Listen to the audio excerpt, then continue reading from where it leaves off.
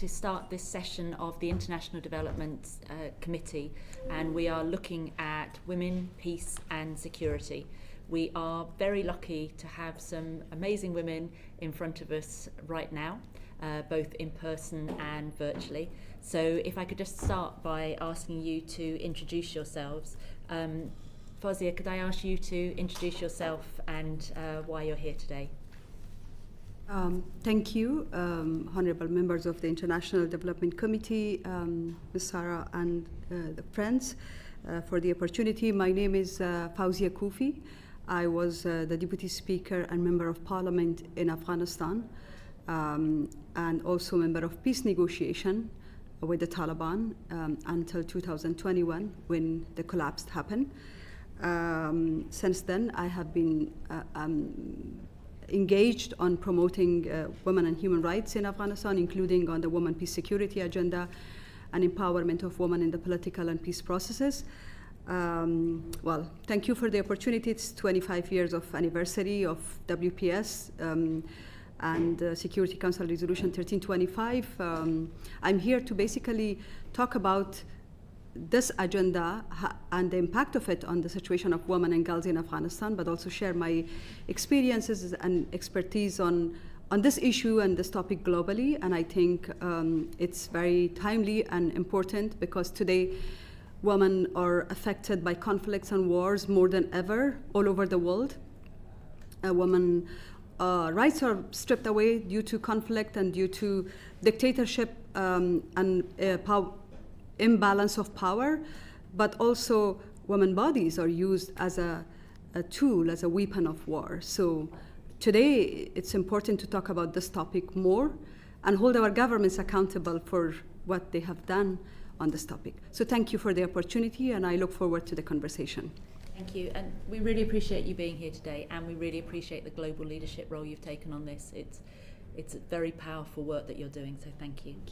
Hanin, could I ask you to explain who you are and the work that you're doing, equally powerful? Good afternoon, Honorable Excellencies, Ms. Sarah. Thank you so much for giving me this platform and giving the grassroots movement and women-led and youth-led organization to be in such platform to reflect the situation in Sudan in the worst humanitarian crisis across the world. My name is Hanin Ahmed. I am the External Relations Officer of Sudan Emergency Response Room and a founder of Old Omdurman Emergency Response Room. I have been through a long journey of being founder and co-founder of different youth organizations. Recently, we are nominated to Nobel Peace Prize for the second time, beating such president like Trump, but unfortunately, it goes to another outstanding woman in Venezuela. So congrats to her, and hard luck for us. And yeah, I won DVF award for extraordinary women for leadership. Thank you. Thank you, Hanina. Just to be nominated is an amazing recognition of the work that you do. A number of witnesses, when we've had sessions on Sudan, say that what's happening there is a war on women. Would you agree with that? Yes, I do. We'll ask you more about it as we go on. And Stephanie, could you introduce yourself and your work, please? Yeah, thank you so much for having me. So my name is Stephanie Siddle, and I'm the Director of Global Policy and Advocacy at Women for Women International. I've been with the organisation for over 7 years now, and in that time, I've seen firsthand how central women's rights and gender equality are to building lasting peace in conflict-affected settings. For over 30 years, Women for Women International has worked at the intersection of gender inequality, extreme poverty and conflict to uphold and protect women's rights. We do that through our own programmes, and through our programmes we've reached over 570,000 women in Afghanistan, Iraq, Palestine, the Democratic Republic of the Congo, Nigeria and South Sudan, and with our sister organisations in Bosnia and Herzegovina, Kosovo and Rwanda. We also track crises in real time, and we identify women-led partners on the ground to meet the urgent needs of women in places where we don't have a physical presence. So countries like Burkina Faso, Mali, Ukraine, Syria, Sudan, and Myanmar. What sets us apart is our holistic approach. We combine social and economic training, we engage men and we invest in long-term partnerships, and we advocate for women's leadership and participation at every level, whether that's in community dialogues or at the UN Security Council. Here in the UK, we have a long-standing track record of advocating for progress on the women, peace and security agenda and for providing evidence-based policy advice to decision makers, whether that's ministers, parliamentarians or civil servants. And that advocacy is grounded in evidence from our programmatic work, as well as our research and our consultation. So, for example, ahead of this milestone year for WPS, we led our most ambitious consultation project to date. And this was called From Asking to Action, partnering with 54 women's rights organisations and 6,500 women across 14 conflict-affected contexts. And yes, it was a lot of work. We gathered crucial data-driven insights and recommendations. And the reason I wanted to share that is that everything that I will share today is grounded in that evidence generated through our programs, expertise generated through our consultations, so that we're really centering the lived experiences of women affected by conflict. Thanks. Amazing. Very much. Noah, can I pass to you? Thank you. And to the whole panel, but maybe sticking with Stephanie to start with, 25 years since the adoption by the UN of the Women, Peace and Security agenda, what is your assessment of its implementation and the success of that? Yeah, I mean, people often say, what is the Women, Peace and Security agenda and why do you work on it? And I think for us, it's really simple. The agenda recognises what women affected by conflict have always known, and that's that war uniquely impacts them, but that they have a role in shaping what peace looks like. I think Resolution 1325, 20 years on, it's still profoundly important. And from our perspective, it's meaningful and it's necessary. Fawzia, you commented on the fact that conflicts are multiplying. They're becoming more protracted and they're increasingly targeting civilians. And the 1325 and the WPS agenda does remain one of the most powerful tools that we have. It's something that I use as a foundation when I'm engaging with decision makers. And it makes something really clear, and that is that women's participation is not optional, it's essential for peace and security. Every member of the UN Security Council has endorsed the WPS agenda. More than 100 countries and regional institutions have national and regional action plans. And it has given women in the countries that we work in the language and the legitimacy to demand a seat at the table. For many women's rights organisations, it's become an accountability mechanism, and it's given a tool for them to press their governments to deliver on the commitments that they've made. So we do see that it's not just a piece of paper, it's not just a resolution, but we see that when women, peace and security is genuinely implemented, that it has results. So in northern Nigeria, where we work, for example, women from our community advocacy program recognised that they had been excluded from past peace efforts. And they brought women together from across divided communities to build trust and convene a peace dialogue. And at the end of that peace dialogue, they had a peace agreement that they reached. That was in 2019, and that peace agreement still holds. And that shows that what women, peace and security in action is. But I think it would be remiss of me not to comment on the fact that we're a long way from fully realising the vision of the WPS agenda that was set out in that original resolution. I think the political will and investment in the agenda has not matched that ambition. And so I hope we'll be able to talk about that a bit more today.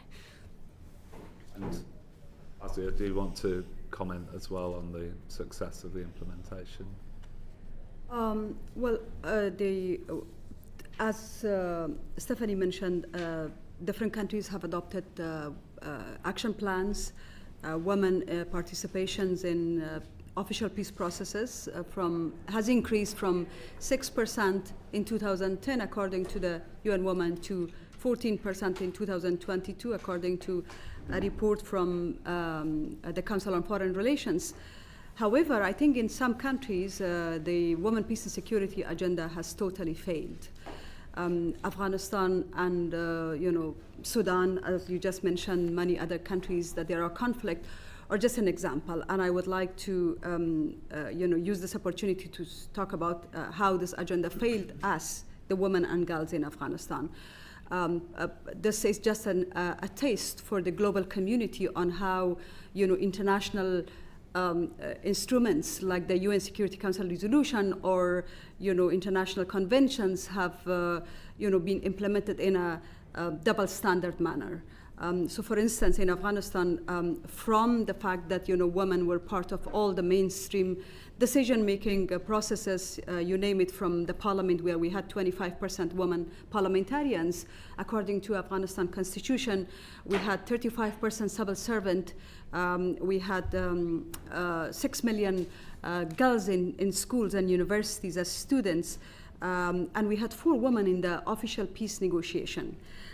It was not easy to include 4 women in the peace negotiation, which actually was about the future of women. It was about the women's fate, because obviously Taliban agenda the main agenda is women. From all these figures now to 0%. 0% women in political processes, 0% women in government, 0% women, you name, all the figures is now 0.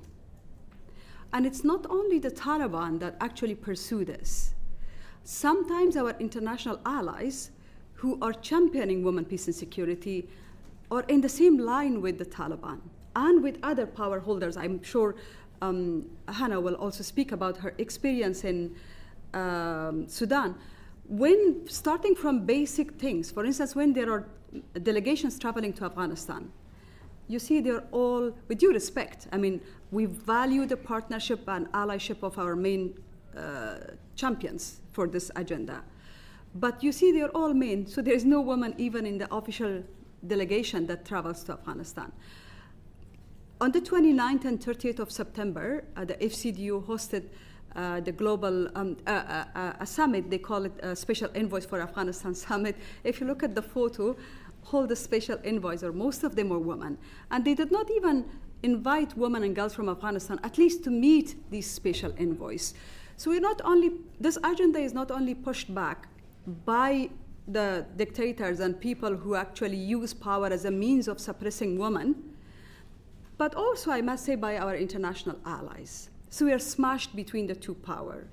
And I think it's a fight that's a global fight. Yes, resources is important.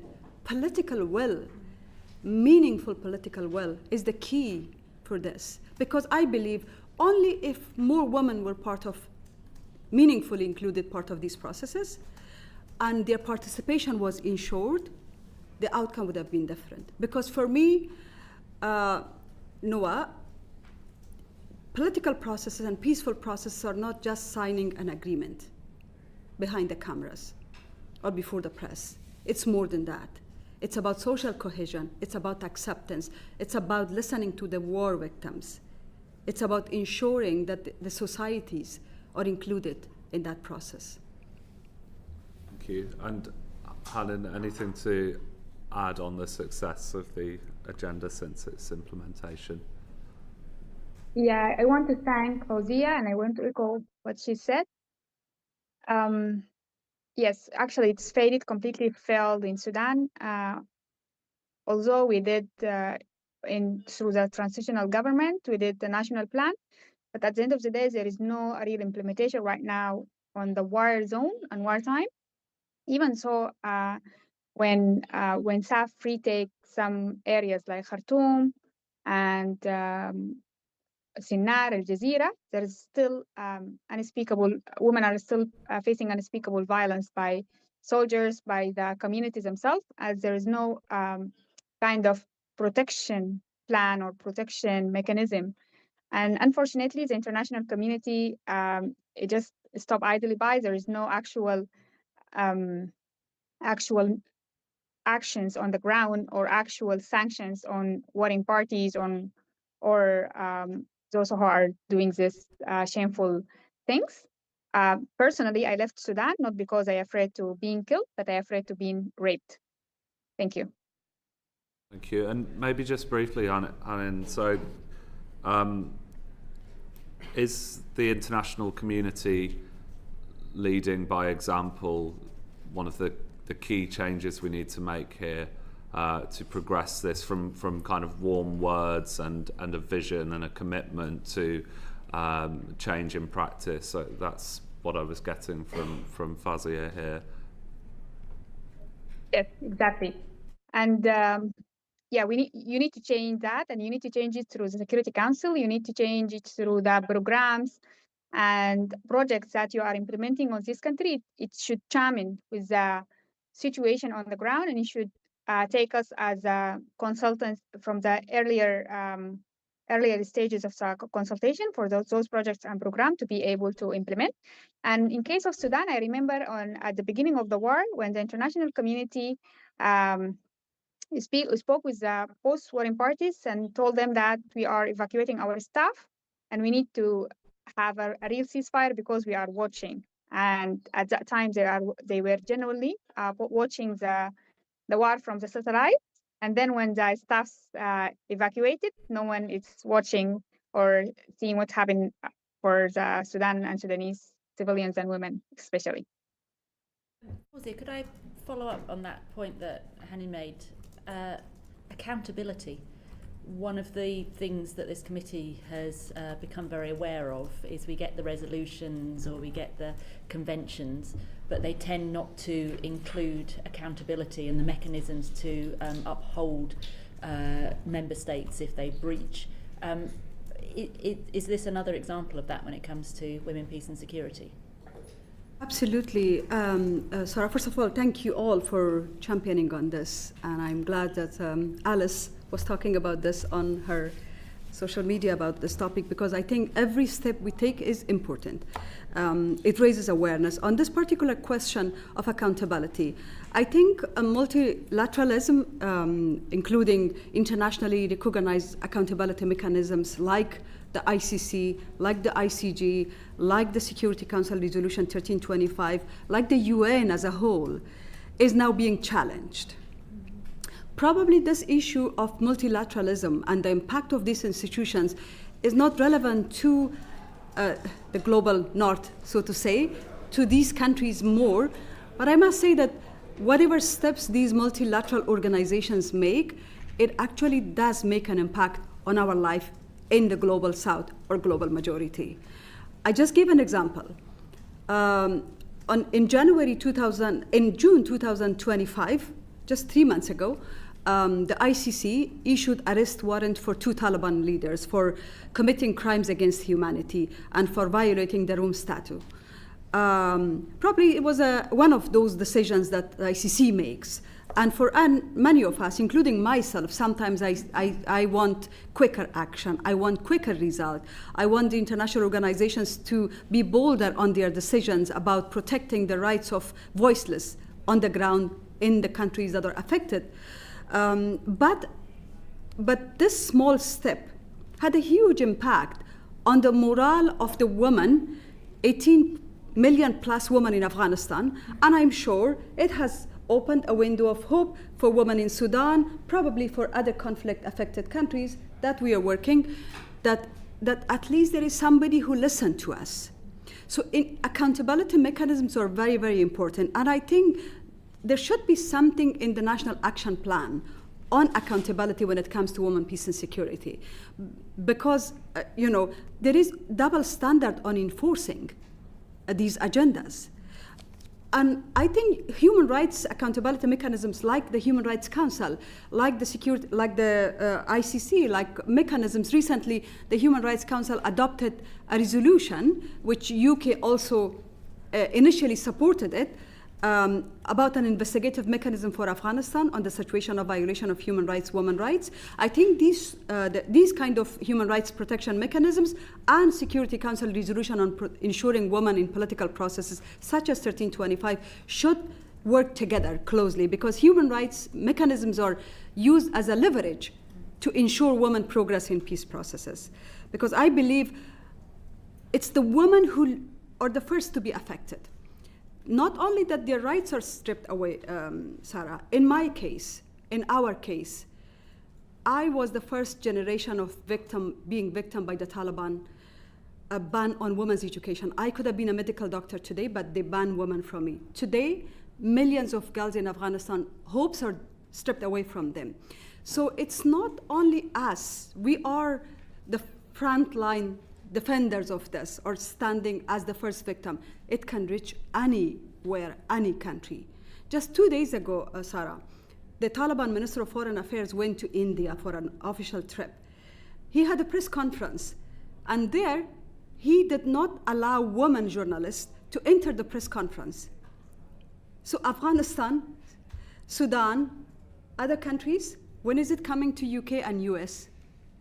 Shall we wait for that, or we should be proactive in making a bold decision on ensuring these mechanisms actually work? Thank you. You're right to recognise Alice.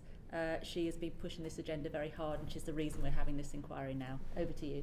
Well, thank you for coming, and I should also say I'm the Vice Chair of the UN, the APPG All-Party Group on Afghan Women and Girls. Yeah, I think, as I said, if you care about women's rights, you have to care about Afghanistan. So thank you for coming.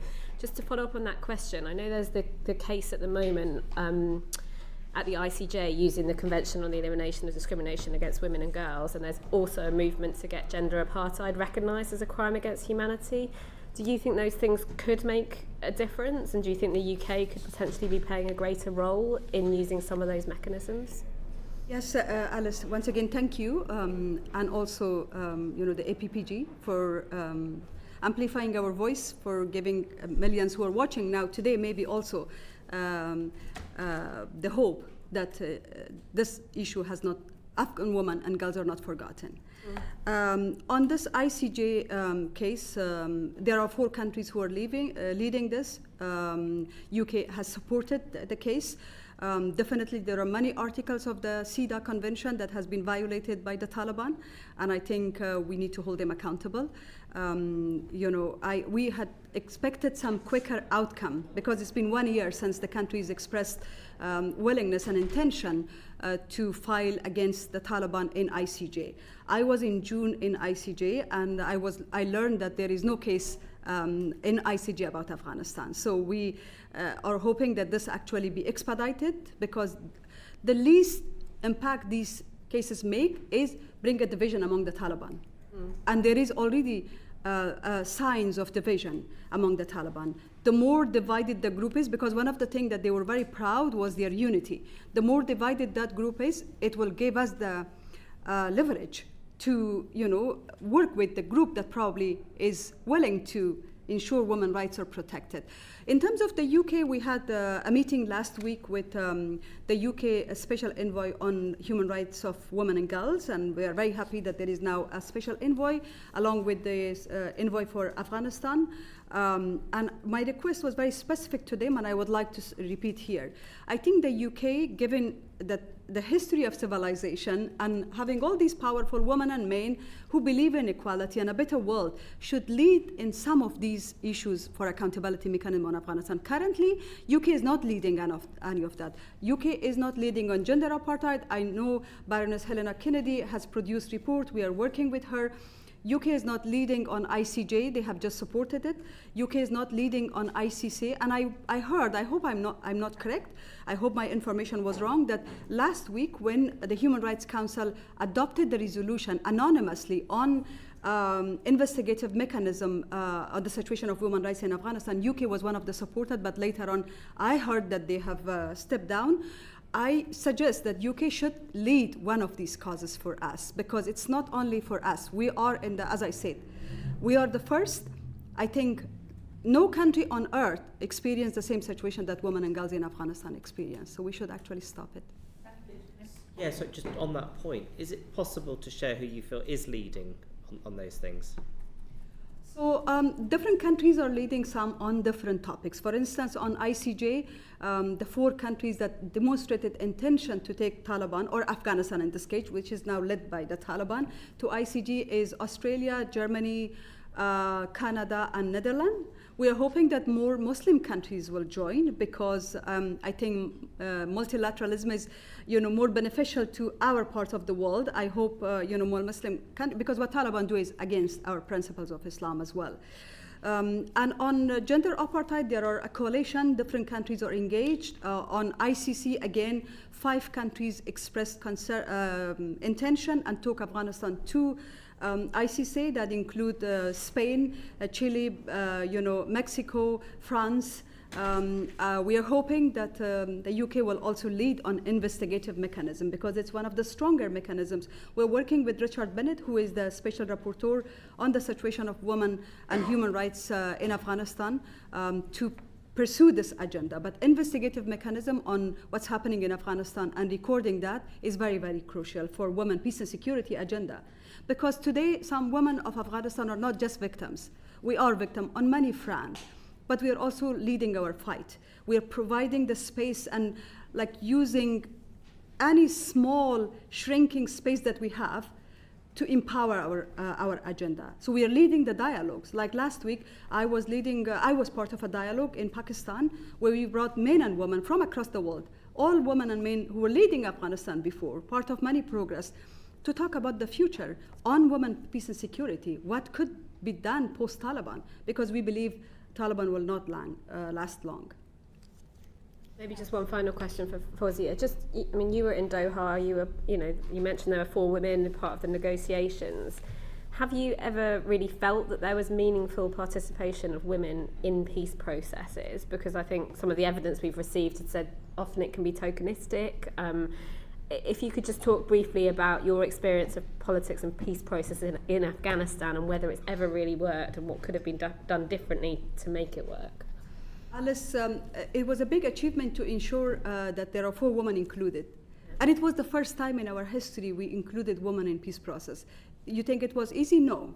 Because including, some of our foreign diplomats' friends, when we knocked their doors to ask them that make sure our government include women, they were like, this is a domestic agenda. And we were like, since then, all these international mechanisms became only domestic agenda for Afghanistan, right?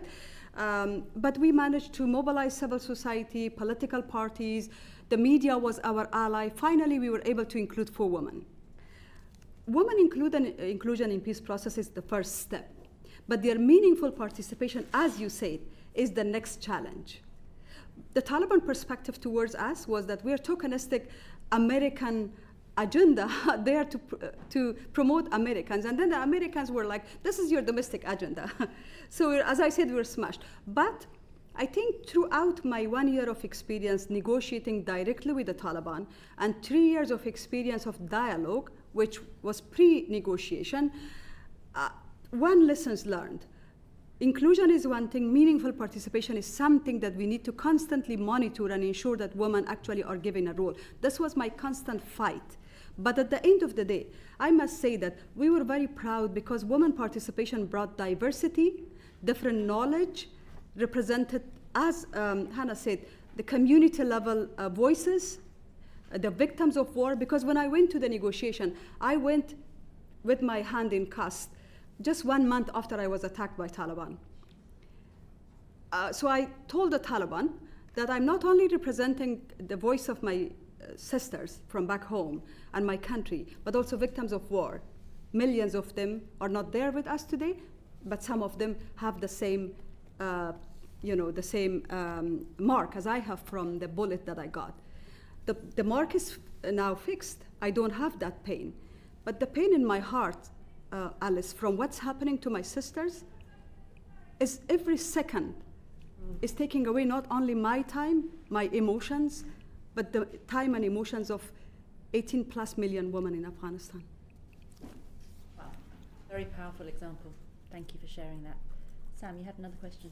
Yeah, I mean, actually, Fawzi has just already touched on a really good example of this question, but it was to ask all of you really about safety concerns, including physical threats. Oh, I think we've lost Hannon. But including physical threats and online threats that affect yours and other women's participation in peace processes. Hannah, were you able to catch that? I think you cut out for a second. Yes. Actually, the barriers and safety concern is the single greatest factor suppressing the participation of women and girls in the public life in terms of humanitarian, We are in Sudan. We are facing unspeakable violence when we are providing dignity kits for women. I was personally dealing with one of the rape cases that she has. She's been violated on the front of her disabled children, on her disabled children eyes. So it was too hard for him and her to face such kind of violence, and it was with the sharp tools. But we able to save her life, and we able to empower and provide such kind of psychosocial support to her. But at the end of the day, this is kind of GBV, or sexual and gender-based violence, that used as a weapon of war to suppress women and to tap their abilities to be participated in the public life in terms of humanitarian. Although that in the emergency response room and women response room, we are providing a kind of safe spaces for women, meaningful participation in the communal soup kitchens, in the community dialogue, and we are suing the fabric of the community itself, destroyed by war. But at the end of the day, without any kind of free pressure from the Security Council, from the UK governments, from those governments who are elite, to stop this kind of violence on the women and girls on the ground, we cannot do that alone. And you have to speak also about the protection of the volunteers, because we have a volunteer, she's been also faced unspeakable violence by RSF. And at the end of the day, when we spoke about that on our social media, they re-violated her, and they do enforce disappearance for a lot of women that we are working with some networks on the ground to bring them back to their families. But at the end of the day, even because of our morals in society, some families they're denied to receive their girl or to welcome them. So we have a lot of kind of those cases. And I think with that network, I used to save 500 women. They are being sold at Chad and South Africa and different countries out of Sudan. And in terms of the online threats, even myself, we have been facing a lot of online threats, like hacking the accounts, attacking the, hackers attacks.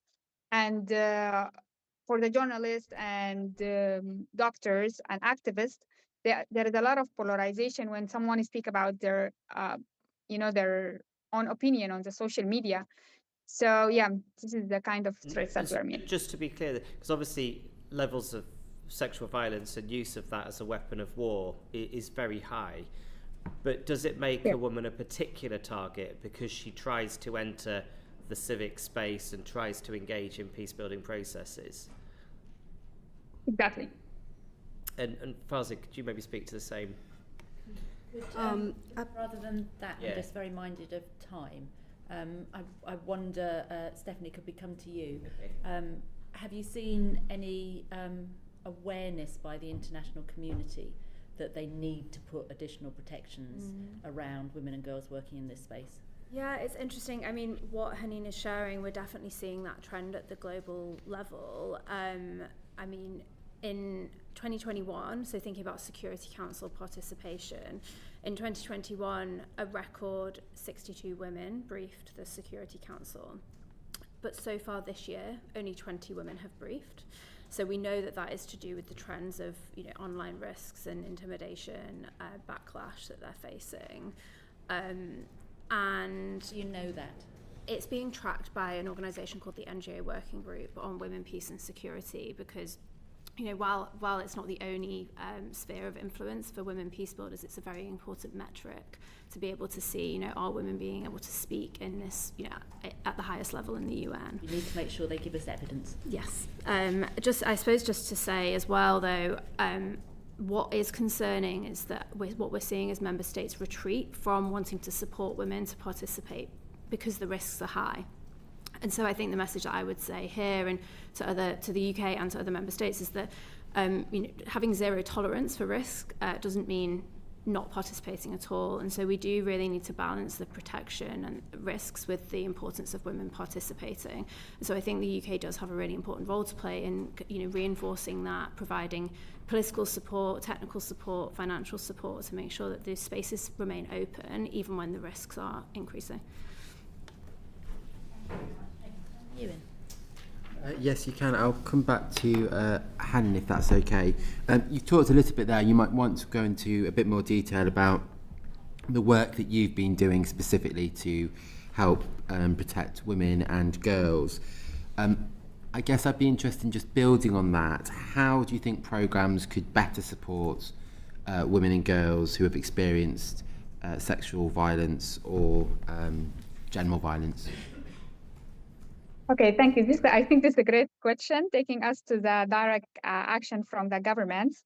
There is a gap on the protection on the ground. There is a huge gap between the actually physical protection for the women themselves, and there is a funding coming from those different governments. I remember when we faced the fund cuts from the US.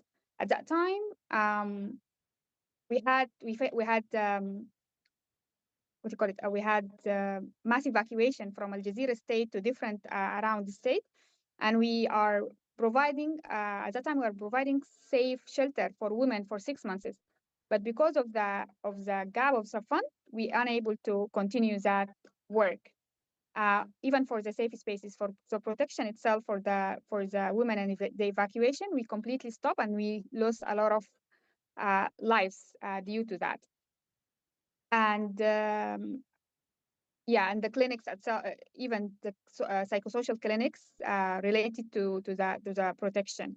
And I think that also the digital safety is completely neglected by the international community. Then the governments should support the digital security for women to minimize the risk and lack of the provision to secure the communication tools.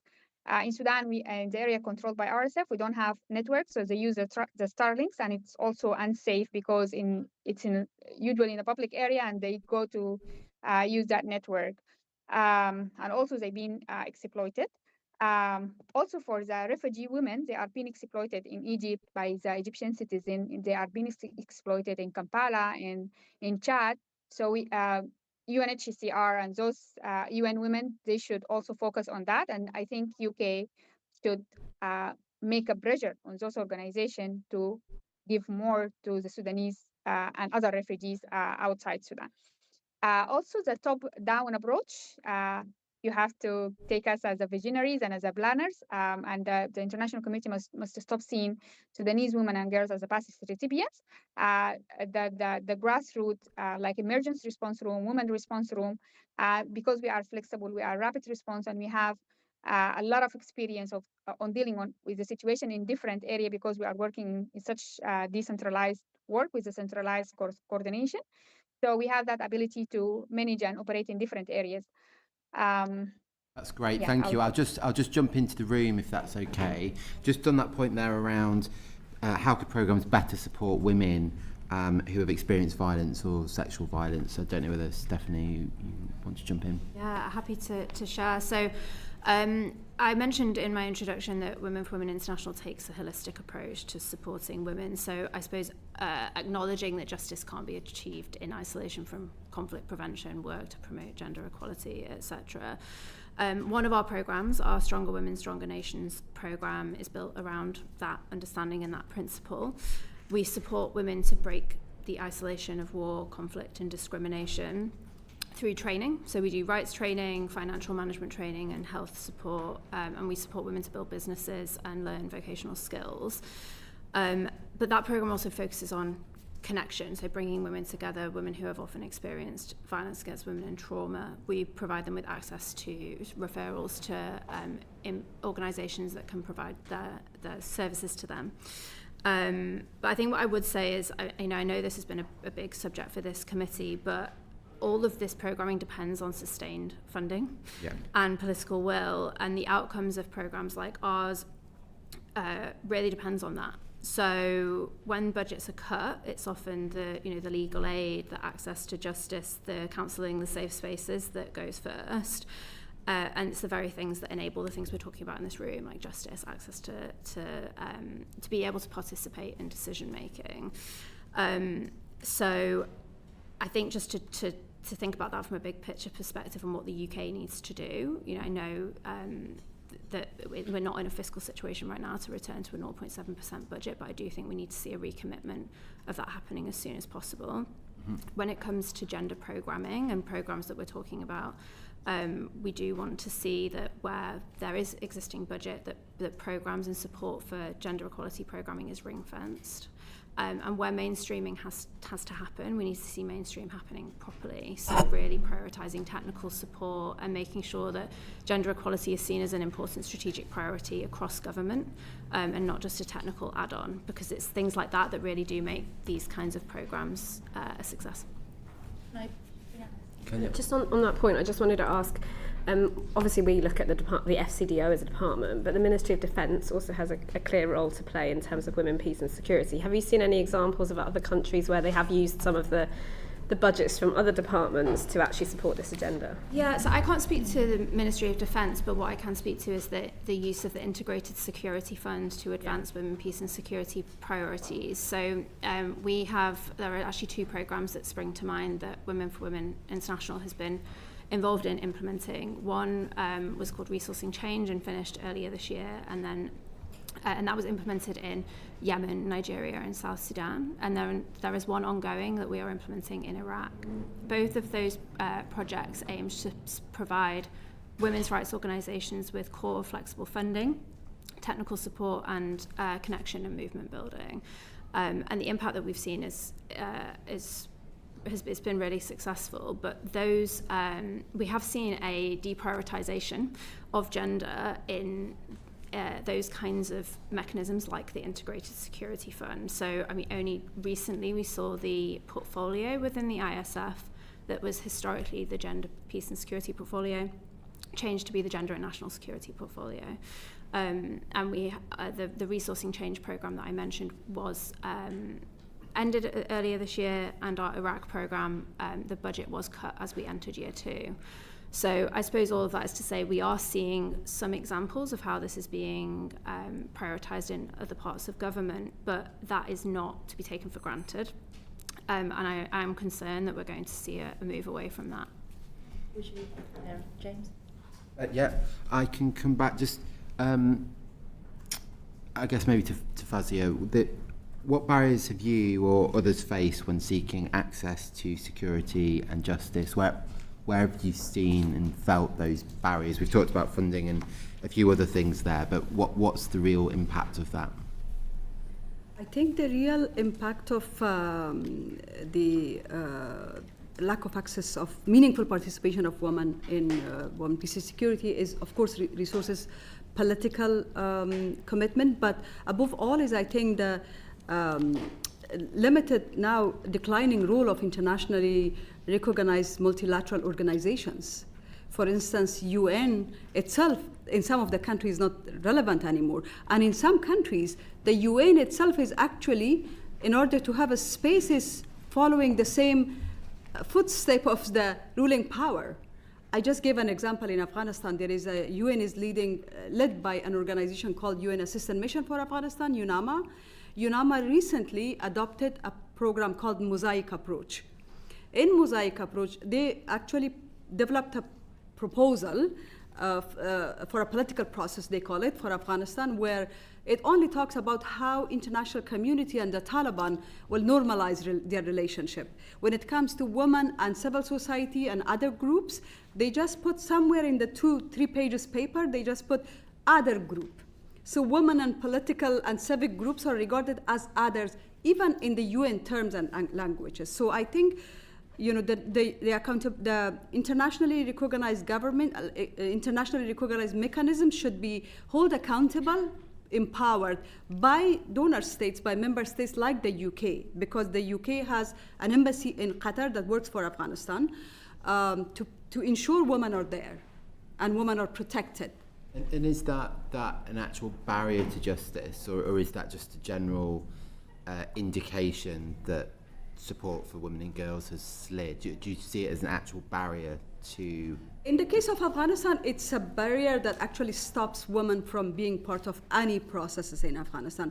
Inside Afghanistan, women cannot do anything. And when the 8 cat happened, to your question before, I was thinking that maybe it doesn't actually impact women on the villages in Afghanistan. But we had a consultation with 400 women through an organization that I'm actually leading their board called Women for Afghanistan. It provides dialogue, space, and accountability space for women. We organized a consultation with women in the villages, and I was listening to the women in one of the provinces called Helmand province, where the British troops were there, another province called Bamyan province, and I asked them, how is the 8 cat impacting you? So because they are dependent on humanitarian aid, and NGOs are the only source of creating jobs for women in Afghanistan. They were telling me how this, like the only source of income for their family was taken away from them. Outside Afghanistan, it's actually the culture of making Taliban happy is stopping us from being part of the processes. So for instance, I give the example. Last week, on the 29th of September, there was a meeting of special envoys in the UK, and no woman from Afghanistan, while you have some of the most prominent women now living in exile in the UK. We were not included. So I raise this, and I hope that with your support, the UK become the lead in some of those platforms, because I think change is possible in Afghanistan. I think change will happen very soon, but women need to lead that change, and we can do it together. You there? Tracy, last question. Thank you. Thank you all for what you're doing to give voice to women in such desperate circumstances. Just to pick up on points, and a lot of this has already been covered. And we've all spoken about examples of where women, peace and security programmes have kind of championed local voices and them being the most important parts of your work. I'll come to Stephanie maybe first. Can you tell us a bit more specifically about specific programmes that have done that, and what makes them successful compared to ones that maybe don't work as well? Yeah, I mentioned the programmes that we're implementing with support from the UK government, and I think they're really good examples of that. So as I mentioned, we have been supporting women's rights organisations with core and flexible funding, with technical support, and with space and funding to be able to come together and strategise. And what we see is that when women's rights organisations who are on the front line of conflict and crisis and know what their communities need, they can be there when conflict breaks out. They can often prevent it before it happens. When they have that resourcing and that support and those connections with each other, they can advance their own self-defined priorities. They're not having to fit in with what a donor is asking them for, or meet donor priorities. They can do what they know their communities need. We've seen really great examples of organisations in Nigeria, for example, where a group of women's rights organisations came together to campaign, and they were able to have a law passed in Bauchi State so that now free period products are provided in schools in Bauchi State, and that was very much led by the women's rights organisations who identified that as an issue and drove that action forward. So we see that real community-led change that is happening when those movements and organisations are resourced and supported effectively. And we've talked about backlash, so again, it's not just all about the money, it's about creating a safe civic space for those organisations to thrive and do the work that they need to do. So I think that's what we really need to be protecting and enabling more programmes like that to happen. So other than finances, what do you think the international community could do to help bolster these kind of projects to ensure that local women and girls have those voices and have access to justice? Yeah, I think so. In addition to funding, which of course is important, we've talked a bit about meaningful participation today, and I think we haven't seen the benchmarks that we set out be met by the international community. So Women for Women International, along with some other partners, in 2019 developed the Beyond Consultations tool, and this was designed to support donors, governments, other organisations to be able to meaningfully consult with women affected by conflict on the decisions impacting their lives. So the design of programmes and policies. The UK government has endorsed that tool, but we are seeing examples where that isn't really happening. That isn't being embedded into the design of UK policy. really now, 25 years later from Resolution 1325, we should not be seeing any programme or humanitarian response or peace agreement be advanced without the inclusion of women. But we see that more often than not. So I think beyond funding, we need to see that championed by the UK. There is a lot of convening power that the UK has on the international stage and has historically, using its role on the Security Council and applying its commitment to WPS consistently across contexts, across conflicts, and really using that to set an example as well. Thank you very much. Panel, we really appreciate not just you being here today, but all of the work you do. We know it goes on day in, day out. We know it's very personal, and I have the deepest admiration for you for persevering, because what you're trying to do is get justice, recognition and security for 50% of the world's population, and it's painful that it's just a handful of women that are trying to do this. So as a committee, we will keep the focus on what's happening in the real world, and we will keep holding our government's feet to the fire. You've given us some amazing recommendations for our reports, which we will follow through. And thank you so much for sharing your experiences and skills. And please, you are friends of the committee, so if we can stay in touch, we'll be very grateful, if only to celebrate when one of you gets your Nobel Peace Prize. Thank you all very much. Thank you. If we can just pause, Thank you and so if I much. can, thank you, and if I can invite the other witnesses to come forward, please. Thank you. Have a good day, all of you. Bye. Thank you. If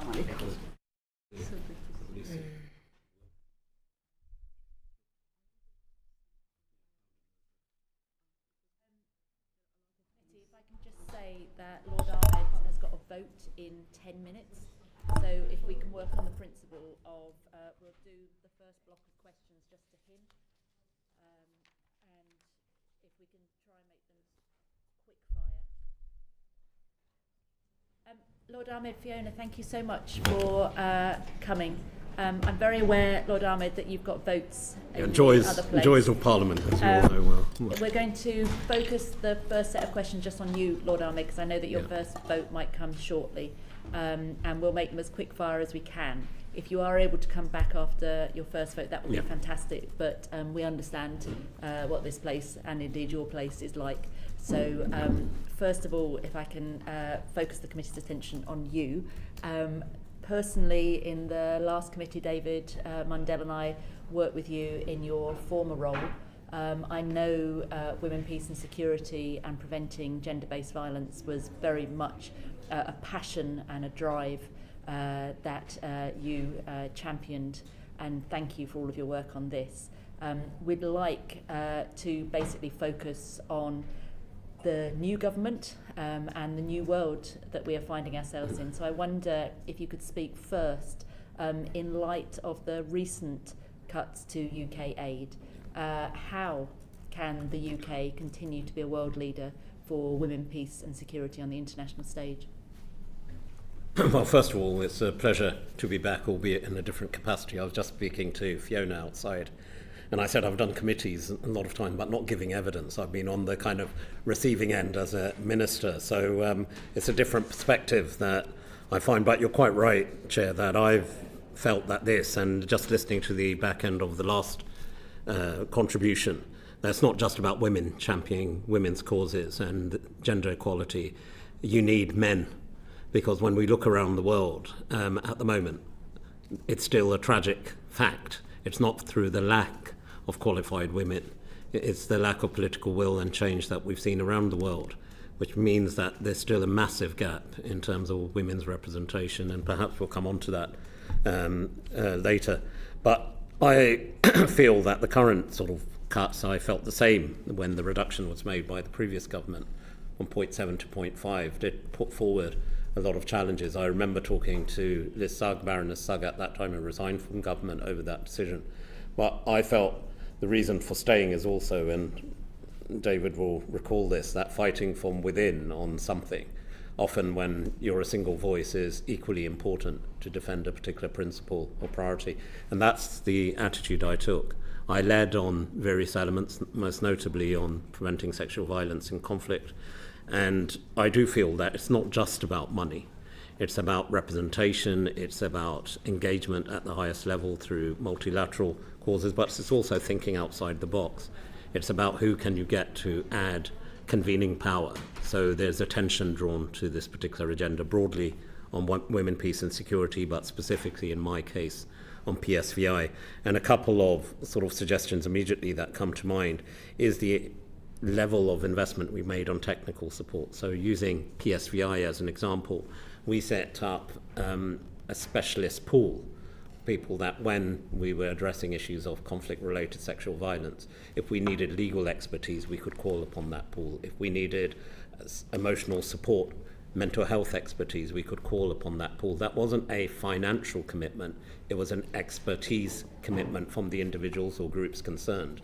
And we were then able to deploy them appropriately. So, do you know is that pool still available? The short answer, I don't know. If I may say, it's a source of profound regret that I think, you have to fight the cause. When we reduced it, you have to dig in your heels and actually fight for a particular priority. There were many a meeting I attended, both within the Foreign Office or the FCDO that became, or also in the wider with other ministers about the prioritisation we needed to give. And also the headlining. So you will recall, Chair, about the campaign we led on girls' education. It became a mantra, 12 years of quality education for every girl in the world. Why? Because you empowered not just the girl, the family, the community, the nation, so on and so forth. And I think that momentum has been lost. And it's not, as I said, just about money. It's about sustaining expertise. When COVID hit, for example, in 2020, the monies weren't quite there at that time, but we kept the expertise going. We looked at out-of-the-box thinking. It sounds like, that's not out of the box today, but, how could we get IT enablement? How could we get 3G, 4G, 5G enabled in places? We were just hearing about Afghanistan. We did that with teacher training. So I think there are things that can be done. But the fact is, when you look at, I was looking at the exchange of correspondence as well. We're down to about 8.5 billion. Even when the funding was cut, because of the level, yes, there was growth at that time, but we, in the last year of the previous government, it was about 14.5 billion we were spending on ODA, but it was spent on technical support, it was spent on expertise. It was, again, using the PSVI example, champions that could be appointed. I did that in 2019. They continue on PSVI today, survivor champions who went through the ordeals, courageous survivors who then came forward as advocates. So I think, and I've put it out there to the current government, it's no skin off my nose, frankly. And this wasn't just in the context of the WPS agenda, but across the foreign policy agenda. I served for 7.5 years. There was something very much part and parcel left with in terms of intellectual property, institutional knowledge. And I think when we're representing our country abroad, when we're advocating for the priorities we have, it shouldn't be politicised in any way. And that offer stands today. I would say this of all topics shouldn't be politicised. And thank you for carrying the baton for so long, and thank you for trying to hand it over, and I hope that offer is picked up. David? Yes, I thank you for everything that you have done. It did make a difference. The FCDO Equality Impact Assessment published in September 2025 said that the cuts of funding for WPS may result in 50 fewer new women peacebuilding organisations supported by the UK in fragile conflict-affected states.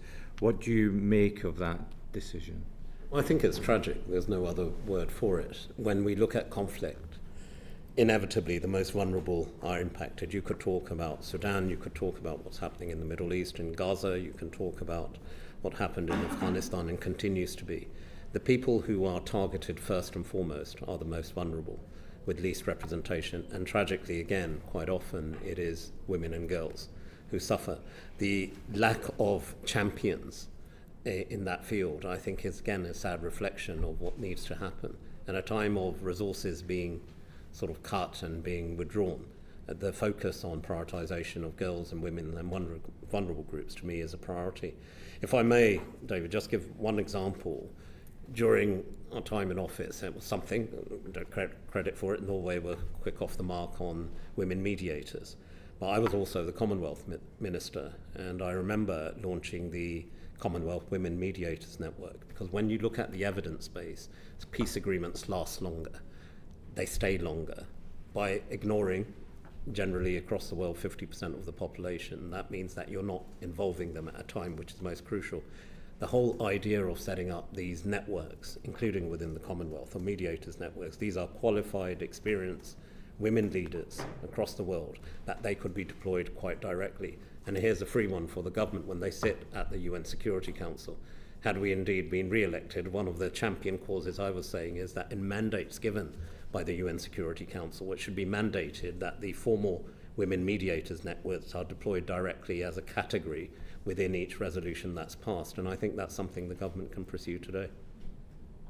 And how do you think the cuts will impact on the UK's national action plan commitments to support inclusive peace building under the participation pillar? Well, I think the national action plans were a great achievement, I think, across successive governments. And I know there has been statements made to recommit themselves to the national action plans. Just a bit of context in history, I recall when the FCO was separate to DFID and the MOD. Generally speaking, the three departments work very well on the National Action Plan. But it does need the backing in terms of technical expertise. It needs insight and experience with each country that we're doing those National Action Plans with. But it does need money and support. So I think there will be, in a way, a rolling back of some of the achievements we've made in key countries. When you look at National Action Plans, for example, in Iraq, it's not completed. It's not a job done. There are still many, many challenges which women and girls are facing. And NAPS is a very good example of how they can actually work with a given government or a given administration that we can achieve some of our goals. And again, just referring back to something Fawzia said just before she left, unfortunately, because of the pressures that currently are on the multilateral system, there's almost an acceptance that where there's a change of government, or as we saw in Afghanistan, a very draconian administration such as the Taliban taking over. I mean, I sometimes look back in our history, we sort of replaced the Taliban with the Taliban after our 20-odd years of intervention. But the Taliban 2.0, to use that term quite specifically, is even more aggressive than what we saw. And let's be very clear, as I've said before the committee, as a minister, it's nothing to do with a religion or Islam, which on the contrary was a religion that empowered women. So for them to use that narrative, there is a need for us to work through the national action plans, get other countries within the wider world involved with them, but also to take up that false narrative head on. And women's participation, empowerment, can be achieved through the narrative being also extended by countries who share the same faith or the same culture. But Ahmed, just because of time, can I bring Tracy in, please? Sure. Thank you, Chair. The Independent has reported concerns about possible reductions in the Preventing Sexual Violence and Conflict initiative following the UK ODA cuts. What impact do you think those UK aid cuts could have on efforts to prevent sexual violence and conflict? The thing is, I think the chair introduced me to have passion. You know, I served 7.5 years, but I served under 6 foreign secretaries, so it wasn't easy. And every time there was a change, I assure you, it wasn't easy. You had to go in, you had to convince the individual concerned. You know, it's not something I created. I took on a heavy legacy, and a powerful one. William Hague created it with Angelina Jolie. So I had to bring my own political determination with a little sparkle and profile as well. My great achievement in convening power, she's a great friend of mine, but I pay tribute to the Duchess of Edinburgh. She was someone who she and I started talking about this initiative. I knew it wasn't about money. I talked earlier about convening power. And she looked at this agenda for about 6 months. We spent a lot of time briefing her, and we did a lot of visits together. And I saw, again, her direct engagement, her ability to reach out beyond. Here was someone of our royal family. We often talk about the soft power, where we see the influences. And I think that was a real achievement. And I mentioned that because it didn't involve money. And I think we sometimes get engulfed in that. Had, again, we stayed, I think there's an opportunity to get the private sector involved. For example, one of the live initiatives we were working on the PSVI agenda was with the International Criminal Court, where we had spent some degree of money, seed funding, on creating a virtual courtroom. So if you're a victim, a survivor of sexual violence, you've gone through the worst ordeal imaginable. You want to ensure that when you're going into that environment, you're actually familiar with your surroundings. So we created and used AI, we used virtual techniques to create that kind of atmosphere. How that would have been funded more medium long term comes from the private sector. And I think companies out there, someone who worked for 20 years in the private sector before government, they are now in a different area when it comes to social responsibility, social contributions, doing their part. And I think that certainly would be one area of focus if there is that reduction in funding. Lord Ahmed, you're being very generous in examples of what the government could do with no money, but some of the cuts are going to cut PSVI programmes. Yes. What do you think the impact of that is going to be? Can I be blunt? It will be devastating to a lot of programmes we run. We funded, for example, Trial International in the DRC. Now, what did Trial International do? Again, I visited a number of times, including with the Duchess. It meant that we took mobile courts into the community. There were some really draconian ways that a survivor of sexual violence would be literally put under a hood to try and give evidence to protect her. Well, that was unacceptable. How could we work in a more effective way to ensure the voice of the victim, the survivor who was coming forward, could be heard? And I feel that the lack of funding at a very local level, and I've looked at some of the figures, we sort of shifted the balance. Of that 15 billion in our last year, full year in office, about 10 billion was given to localized groups, to country-based spending. Why? And I do feel, again, I'm trying to be constructive with the new government, that if there are ways and means of identifying localized projects which has less overheads, you can still try and support some of these specialized groups in key conflict zones. Why is it important to fund locally? Local expertise. Now, if we've got a massive network at the FCDO in terms of our ambassadors and high commissioners. Let's empower them. I always felt that very strongly. And this was something that, because they're more local to it, rather than a centralized decision-making process, salami slicing in terms of let's have this here. By all means I still think there needs to be some degree of ring fencing of the wider WPS agenda. But then let's put it out for bids. We used to do that quite regularly, for bids to be made, as they did for ministerial visits, for monies but could be allocated to localized groups. That's not rejecting the multilateral system, but it's recognizing local expertise and it reduced overheads.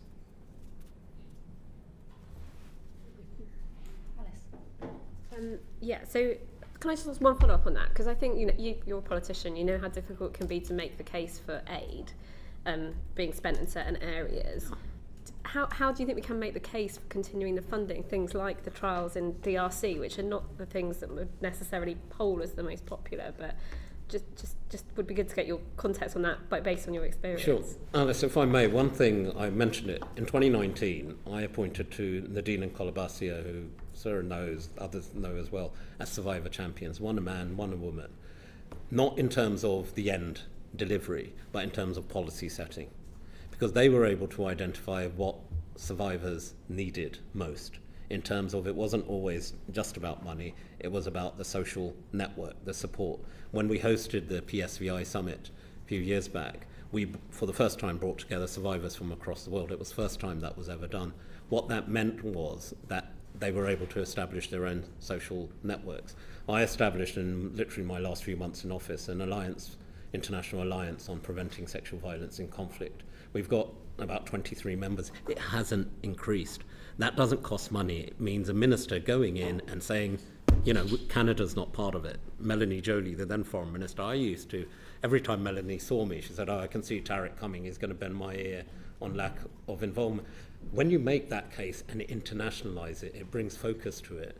I think it's an easier argument to make for the minister, for the foreign secretary, to others, to say, look, this is something which is giving us credibility. We've got a history in this particular area and on the broader WPS agenda. We need to back it. I'm not saying it's easy. As I said, I've sat through many, many rounds, spending rounds, particularly when we saw the 0.7 to 0.5. But as I said, you sometimes need to really fight your cause, but fight it with evidence. Thank you. Can I just turn to the National Action Plan for Women, Peace and Security? If the government were to launch a new one, what should be its priorities and why? And also I had a Sudan isn't one of the currently listed countries. Do you think there's enough flexibility? I mean, you would have thought maybe 18 months ago we would add Sudan to the list, but is there flexibility within those programmes, and what would new priorities be if you were doing it now? I don't know what the count is. When I was in office, I often used to say if you count all the wars in conflict, there were about 60 odd wars and conflicts, and we had to make decisions on prioritisation. And the first question is, where does the UK have leverage? Where do we have influence? I've said this to the current administration, even on the Middle East. You know, sometimes you have to take the heat as a minister in terms of the public lines you're taking to ensure you have the access you need to leverage your influence. So that's the first decision that needs to be taken. On Sudan specifically, there are countries such as the UAE, countries such as the Kingdom of Saudi Arabia, who are partners and friends across different areas. And whilst people will have different perspectives, it's how we can influence them, because clearly they have leverage on the ground, to actually influence the bigger agenda. On PSVI specifically, you look at places like Darfur, the problems on sexual violence didn't end when the conflict ended. I remember visiting a camp specifically where women who had been raped and tortured several times over thought now they'd get some respite. Regrettably and tragically, when they went into the camp, it was that continued from within. So it's actually finding and ensuring, again, coming back to an earlier point about people who can represent effectively the voice of the distressed. I remember visiting Pakistan, for one example. I'm multilingual in certain Pakistani languages, and that was after the flooding in Sindh a few years back. The tragic consequence was what the person was telling me, because I understood the language, was not what the translator from the local administration was telling me. We circumvented it, but after I'd left, I'm sure it went back to the same way of working. So I think we've got to be nuanced on who's got influence on the ground. On the cutbacks we see, yes, we have to prioritise, but let's use and leverage our international relationships to see which country in which area has the greatest influence. Do you think if you were writing that national action plan now, you would have Sudan and Gaza in the occupied parts? We've invested, just because the money isn't what it was, shouldn't mean that the technical support we lended, the advancements we made on representation, by walking away totally, I think you leave me. You know, representation, even vocally, is an important way of representing that voice which doesn't have a voice on the ground. Thank you very much. Lord Ahmed, you're no better than us. We're on business of the House, so we're optimistic. That might mean. As soon as you see, I'll look at my phone, but as soon as you see the red bell going, we will say shout to me, and I will attempt to come back as well if I can, because I think it's a procedural vote followed by some on legislation. We're going to be optimistic and include Fiona, if that's okay. Yes. Fiona, I wonder if you could introduce yourself and your organisation, please, and then we've got some questions for you. Absolutely. Good afternoon. I'd like to thank the committee for inviting me to give evidence today. I'm Fiona Kilpatrick-Cooper, the Director of Weapons and Ammunition Management for the HALO Trust. HALO is a humanitarian NGO working in over 30 countries and territories around the world that are affected by conflict. We protect lives and we restore livelihoods through the clearance and safe management of weapons and ammunition, and also mines and other explosive remnants of war. I personally have been fortunate enough to be technically trained in the British military as an ammunition technician and bomb disposal operator, and in HALO for the last 11 years or so I've managed our human security work over 4 continents. I come from an operational background, as might have been obvious, from a technical background rather than a policy one, so I hope to be able to talk to what women, peace and security looks like on the ground for us. Let me bring Sam in. Thank you, and great organisation. I had the privilege of working with your people in Sri Lanka, in northern Sri Lanka, a year or so ago. Could you tell us then, easy starter really, just about how through your work you see the importance of women as agents of change in conflict and fragile states? Absolutely. I think as long as women can have just a little bit of empowerment and encouragement, they can be agents of change in anything they do. Empowered women and girls, they lead recovery, challenge norms, build a safer and more resilient communities. I think an inclusive, locally led programming means giving meaningful leadership opportunities to them that are essential for sustainable peace. If I could talk about HALO's Women Managing Weapons programme, it's a Canadian-funded initiative. We have so far trained 20 women in technical and leadership roles. They've gone on to leading operations themselves and even training other people in weapons and ammunition management. And so now we see our women leading large-scale construction projects across Africa, advising defence and security ministerial offices, and contributing to national strategies and even international technical standards and practices. So I think they really are true role models of whom I'm very proud, and their leadership is absolutely crucial, I think, to lasting change. Could you also maybe give an example of the work that HALO's done in a conflict or post-conflict setting that supported the lives of women and girls in that area? Absolutely. Aside from mine clearance in weapons and ammunition management, we reduced the root causes of arms and ammunition proliferation, which are inextricably linked to gender-based violence and sexual violence in and post-conflict. And so enabling host nations to be able to safely and accountably secure their stockpiles of weapons and ammunition and prevent them getting out there into the illicit flow globally, that's something that is for us quite an easy fix to the causes rather than dealing with the consequences.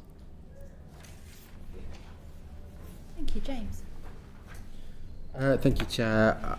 Happy for either of you to answer this first, but how do you think the UK should adapt its approach, if at all, to women, peace and security, given the emerging transnational threats to the agenda? Why don't you go first, Claire? You fire away, Fiona. You've been quietest this week. Yes. Could you repeat the question, please? Yes, so how do you think the UK should adapt its approach to women, peace and security, considering emerging transnational threats to that agenda? Well, I mean, I think it's all about reaffirming commitment to the women, peace and security agenda and embedding it across defence, diplomacy and development. They're not siloed areas of action, they're not siloed sectors, they complement one another and it should be sort of looked at holistically, if you will. I think passing the Women, Peace and Security Bill will be an incredible step forward for that. I think it'll be a powerful demonstration of the UK's leadership and, as I say, a meaningful step forward there. If I may add, I mean, that's that final point, absolutely. It's a private member's bill which came forward. I, both within government and outside government, strong supporter, because I think it then basically embeds the WPS agenda. A few quick suggestions on this. One, I think you've got to champion WPS. So whether it's at the UN, the G7, the G20, in multilateral forum, I mentioned the Commonwealth before, we've got to put it forward. I think, and I stand corrected if I'm wrong, but about 58% of our spending of ODA from the FCDO was on gender-based or programs, and there was an ambition that 85% of it should be. I mean, there's this argument, do we use the narrative feminist foreign policy? I always step back from that, not because I don't want to fight the cause. It should be a natural occurrence. It shouldn't need a kind of labelling of it. And I think we were headed in that same direction. And if there's one thing, the former Foreign Secretary, now Justice Secretary, said he could not give that kind of re-endorsement commitment that the previous government did. It's not rocket science. I think that will help as well because it sets the agenda with others. The third element I would say is I talked about ring fencing, the wider envelope, and that's across the department. I know there's been a change with the defence spending going up, etc. But this is a joint combined agenda between the FCDO and the MOD. So that is being spent on valuable initiatives. I'll give you a practical example. The Elise initiative, which Canada started. I'm glad the current government, I think, have given £500,000 to it. That was a consistent place of spending for us as a government in a multilateral spending. All credit to Canada, but you saw women peacemakers within the UN mandate and specific countries leading at the front. And again, give you a practical example. If you're a vulnerable woman or a young girl who's just been raped and tortured by men in uniform. The last thing you want to see, even if they've got a blue hat or a blue beret on, is more men. And that applies across the piece. We need more women in the front line. So initiatives such as that, in not just funding it, but in supporting it and championing it, is another good example. Accountability, I think we used to do, I don't think there's been an assessment done, but regular sort of every 6 months assessment of where the objectives are on the WPS. We talked about the national action plans, review them on a more regular basis. I was very open about transparency on what we did on PSVI to have a annual accountability on what was being achieved. There were two reasons for it, coming back to a point Alice raised. As a minister, you know what? It gave me the impetus to say, look, guys, you may not, I'm going to be questioned in Parliament, or we collectively as a government are going to be questioned. Accountability and transparency, I think, are key as well. And finally, on women's networks, we've got lots of really incredible champions, and yes, they are women across the piece. And I think we can do more. We should have, I don't think it's been established, an Arab women's mediators network. I think that can be done, and with the current crisis that we're dealing with in the Middle East, I think it'll be well placed. We've got some incredible women ministers. You know, you see Kingdom of Saudi Arabia, you see Qatar. She's now become the education minister, previously development minister, Lawal Al-Qatar in Qatar. Brilliant. We've got Lana Nisbea, who's the assistant foreign minister in the UAE. Again, she was the ex-representative ambassador. You've got Rima Al-Hashmi, who's the development minister for UAE. I named but a few. And my apologies to some great women ministers who are emerging in these countries. And you heard from people like Fawzia and Shukriya Barakzai. We've got the women here to be able to set this agenda today. We have the expertise in the UK when it comes to countries like Afghanistan. What more then do you think the government needs to do to ensure that women and young girls can be agents of change within their own countries? You've given examples of women that have made it to that position. What more can we be doing to try and facilitate that from the UK? Well, we worked well with organisations like GAPS when they came in and advised the government. There is a lot of APPGs. I always had a good relationship with the chairs of various APPGs. I always felt there should not be a detachment from what the APPG does in terms of visits, and the FCDO in this case should fully brief them. And when the APPG returns, they should fully then download and debrief the government. It doesn't mean that they have to align themselves to government policy, far from it, but you're living and learning from the insights and experience of people who are genuinely interested. So that's one thing. We've got women's networks set up within the Foreign Office, or certainly did, and including with the Afghan women. So I used to convene, I think it was once a quarter, certainly once every 6 months, with the Afghan women that we had here to ensure that the policies and agenda we were setting were reflective of the priorities. We saw this. We've got, there's been a lot of chat over the last few months and a lot of challenge to the rich diversity of our incredible country. Well, we are. Let's leverage it, because there are people with insights, experience, and yes, they are educated, well-informed, experienced women that we should engage across the piece. Same question, how do you think the government can make sure that more women and girls overseas are agents of change within their very difficult circumstances? Yeah, thank you. I'd like to reinforce what Lord Ahmed said, particularly about male-dominated sort of police and police forces and military. This is something that we are trying to combat in Halo by training women in these sort of technical and leadership positions. It's not just our own staff that we train, to be these voices, but it is women in the police forces, it's women in the military as well, so that they can be the face and the voice in their own communities of women being included, promoted, and trusted as well. And just from seeing women, this, I think, in the longer term will promote trust between the communities and the police or the military in general, because all too often the security forces have this monopoly on violence, and it's not used well internally. And so we really need to be building up that trust. So really making sure that women can access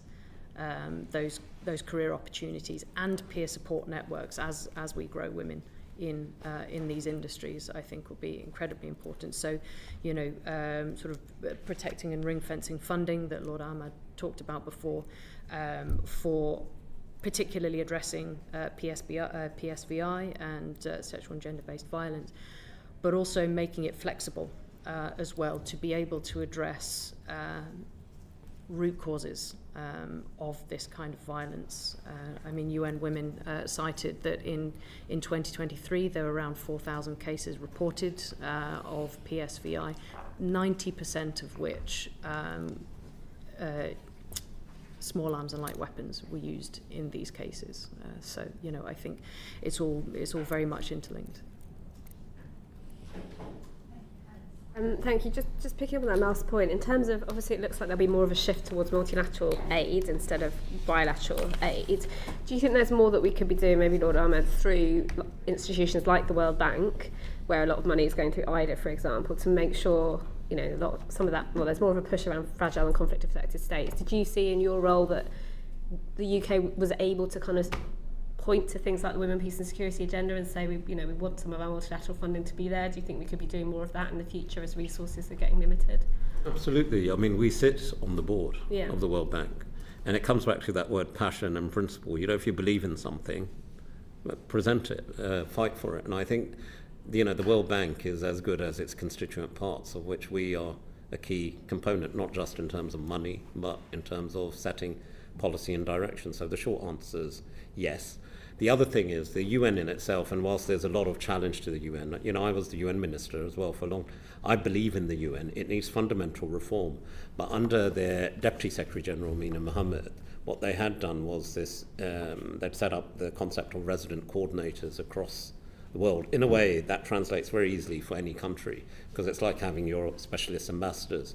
I made it a duty every time I went to a country to meet with the resident coordinator. One, to support their agenda, because they often had competing UN bodies trying to say, well, you're not important, UN Women doing that. The whole point of the RC was to bring it all coordinated and together. And that sent a message that the UN was relevant. But it comes back to a point I made earlier, that the decision-making is best done when it's localized and specialized. So I think, in short, whether it's within the UN system or within the World Bank, or indeed, as I said, a wider agenda where we can back G7, G20. And let's be frank, if you look at what's happened in Azerbaijan, Armenia, what's happened in the Middle East, what happened between India, Pakistan, for wherever you are, I do pay tribute to the US and President Trump, because he did manage to convene. The convening power of whichever country or power is extremely important, but it's ensuring, when we were, for example, totally removed from this particular agenda, freedom of religion or belief, we were working with the United States on that under Trump 1. We were trying to convince the American administrations of the word or belief for people who were humanists, atheists, agnostics. And it was the UK's advocacy and representation, including my own, that led to that extension of the word or belief. It sounds like two words, but it meant that when we went out and fought for a particular priority, we were able to leverage our influence over that agenda. The same applies on the WPS agenda when there's specific PSVI close to I'm not letting it go just for everyone's benefit. I'm looking for opportunities to see how we can keep this very much our focus, because it's not a legacy of William Hague or Tariq Ahmed. This is the legacy of the United Kingdom.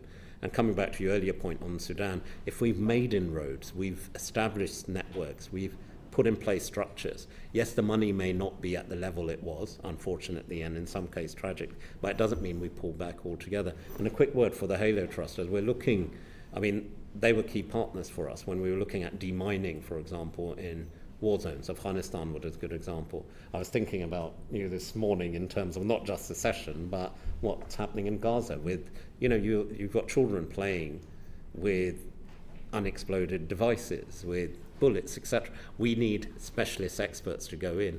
And if the current UN setup is not effective, which country has the influence? How can we get the experts in? And let's work with the expertise on the ground to support the agenda. So just one more question. So just generally, how effective would you say the UK and other international partners are in supporting the genuine inclusion of women in women peace and security programs? So maybe Fiona first, and then I'll come to Lord Ahmed.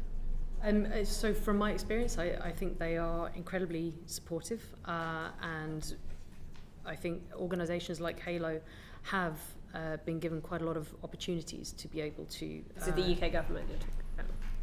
So when you said they're incredibly supportive, did you mean the UK government? Yes, the UK government and multilateral institutions as well, you know, and we, Halo has had plenty of opportunities to speak on that, but I do think that there is rather a disconnect between the policy and the diplomacy side and actually grassroots operations, you know, how they are informed and supported. Rodana? Yeah, I think just on the policy and diplomacy, it's maybe not. I think the principle of bringing DFID and the FCO together, I think, was a good one, because quite often, I did 3 incarnations. I was an FCO minister, then I was a joint minister, then I was a sort of, an amalgamated minister under the FCDO. Quite often when I was just the FCO minister, because the money was coming from development, your influence wouldn't be as extended. So I think that sort of joint working in a single unit is a lot more helpful, whereby you can then ensure, as our national action plan, that you've got development, defence and diplomacy, the 3 Ds, working in tandem, not on a separate agenda. And that's why the national action plans are important. Money is key. Yes, it's important, but there's other things you can be doing to ensure that convening under that 3 banners. But I don't think it's the end. If money has been allocated, as I said earlier, to the MOD, if I was a FCDO minister right now, I would be fighting and biting at, the heels of the defence team as well, to make sure these initiatives are properly funded. Final 2 questions for me. You touched on it earlier, Lord Nahmed, when you were talking about sort of marginalised communities. I wonder how much you think WPS or the agenda considers additional inequalities which may compound women and girls' experiences of sexual violence and conflict violence. Well, I think that's where, Chair, the national action plans are important, because they are tailored to a given country and reflective of the nuances or cultures or faiths which are prevalent in that particular area. So if you're doing one in, say, for argument's sake, in Sudan as opposed to Afghanistan, you're dealing with different, there'll be certain principles which will be common, but you've got to deal with the reality on the ground.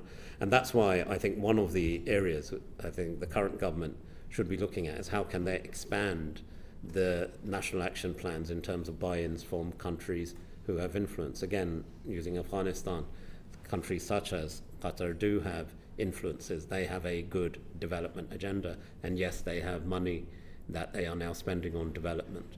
But also looking at key partners. There are partners, I won't name them, in Afghanistan, but behind the scene, private, and I'm happy to share that, to protect them. But they continue to do good work on girls' education in Afghanistan when NATO pulled out. And we ensured that the support that we were giving to them also continued, because they had the support of their regional partners in doing with that. Now, when we look at certain conflicts, particularly on gender, we've got to also challenge head-on the issues when religion is used. And I feel very passionate, being of the Muslim faith, being Muslim myself, that when I see that the narrative is used of Islam to suppress the rights of women, I find it repulsive, because that's not the Islam, not just I grew up with the Islam I know. The most empowered people around me in my private life, professional life, and indeed political life have always been women. Women who took a chance on me, who saw an ability, who extended. I used to hate maths and meeting people. That's my mother's mentoring that got me being a banker and then going into politics. But personal examples aside, I think you've got to take it on head on. That's why when Amina Mohammed, I use her example, I was lobbying her and Seema Dabus, the head of UN Women, to go to Afghanistan. Not that they were going to change the Taliban's way, but suddenly the narrative they were peddling to their domestic audience, that women aren't important, women can't be influenced, women don't hold positions of power. Amina turned up with Seema, and in Amina's case, yes, she was the second senior person in the multilateral system. Yes, she was Muslim, hijab-wearing Muslim, and yes, she's a woman. And without even, I used to say, and I still say to Amina, that without opening or saying a word, opening your mouth, you sent a message. And we need that practical working with to tackle some of these more sensitive issues, where it shouldn't be the UK presenting that or leading on it. And in conflict zones where countries have influences, where perhaps they are more familiar with the nature, culture, and indeed religion, to see how we can best play best supporting actor to them as well. We've seen massive changes happening in places of the Middle East, and some really quite exemplary women coming forward. We need to ensure we collaborate on that particular agenda. And Fiona, we've seen the new government's language shifting. I'm thinking particularly around the Integrated Security Fund, with much more of a focus on conflict and less on the peace and security side of things. On the ground, is that having an impact in where the funding is going? And what sort of shifts would you like to see so that all women and girls are protected when they're not just in conflict, but in the build-up of sort of hate crimes and the aftermath of conflict? Thank you.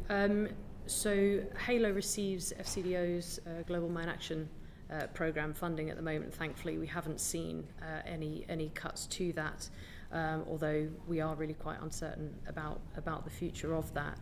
I think changes to that will have absolutely devastating consequences to women and girls, particularly in fragile and conflict-affected states.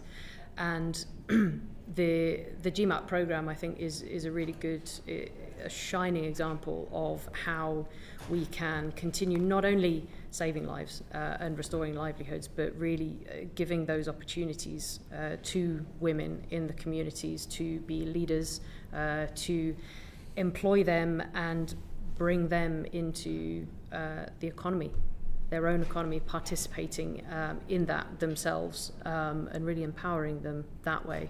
In terms of the build-up to conflict, the prevention of conflict, I think cutting it off at the head with prevention like stemming the flow of illicit weapons and ammunition will play an absolute key part in that. But if I could cite MAG in their Mines Advisory Group in their recent evidence to this inquiry, the number of women killed in armed conflict doubled in 2023, and UN data also shows a 50% rise in conflict-related sexual violence in the same year. And so really I think we need to continue the GMAP programme, which helps us to clear land of landmines and explosive remnants of war in 10 countries around the world, but only until March 2026. But I think we have seen a reduction in ISF funding, but that will be absolutely crucial to the prevention of armed violence in the future. Thank you. 10 years ago, I got very cross that if a woman got shot in the leg in a conflict situation, then there might be some action, whereas if she was raped by the same soldier, there'd be no action whatsoever. I think we've moved forward from that. I do think that people are recognising it, and sadly I think Sudan has brought the attention to it. But I am fearful that the level of international outrage, prevention and action to hold perpetrators accountable is still woeful. Thank you for the work that you have done and continue to do. You are both, I know, fighters when it comes to this. And if you have any follow-up thoughts that you'd like to feed into our inquiry, or indeed other people that we should reach out to for evidence, both oral or written, we'll be very grateful. This is our first session. You've given us a lot to think about. We really appreciate your participation. Thank you both very, very much. Yeah. Chair, if I can just on that final point say, and again, it's something that could be done, individual accountability when it comes to soldiers in the field, and we have conflicts, is when they all sign contracts, they all have terms of a reminder in there about their actual responsibility specific to this agenda, about what's expected from them. And this is something that could be done within UN mandates. So a soldier going out on a mission, he or she will know that part of their mandate is to ensure that if they are committing such heinous crimes, they will be held accountable. And I think that sort of reminder will act as a sort of important point. And our country has a very good record on this, but we help to train other areas. That's why LC initiative for Canada remains very important. But no, thank you. No, but when you mentioned the example of a girl being raped by someone in uniform and why it's better to have a woman out of uniform giving them support, I was also thinking that sadly some of those soldiers have blue helmets or berets on, and it draws us back to a previous inquiry on sexual violence in aid organisations that this organisation did. So you're absolutely right to raise it. And yes, we need to do much, much more on so many levels. Thank you both very, very much. It's appreciated. Order, order. This session is now closed.